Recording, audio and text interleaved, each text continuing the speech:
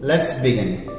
Defamations means making a false statement about someone that harms their reputation. It can be spoken, written, posted online, or even amplified through a gesture.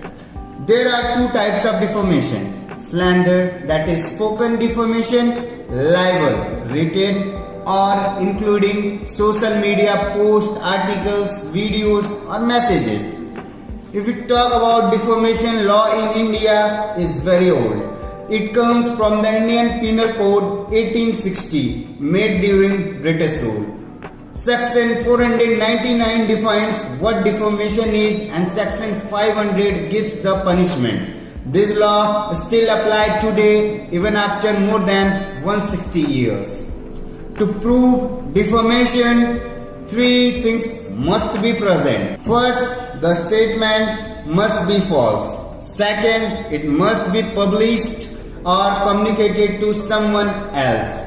Third, it should harm the person's reputation. For example, posting false allegations about someone on Instagram, sharing unverified accusations in a WhatsApp group, making a YouTube video targeting someone with fake information.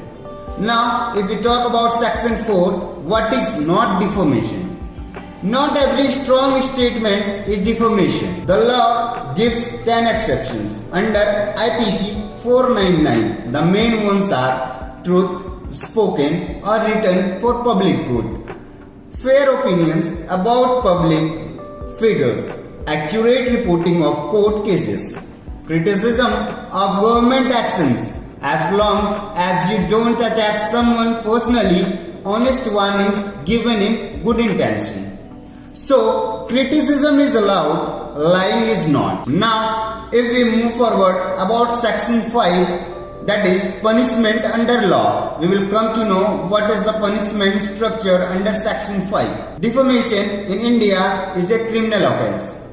Under section 500, up to 2 years of imprisonment or fine or both. Apart from this, a person can also file a civil case demanding monetary compensations. So remember, freedom of speech is important, but your right ends where someone else's reputation begins. Always verify before you post, comment or share. This was a simple explanation of defamation law in India. Thank you for watching.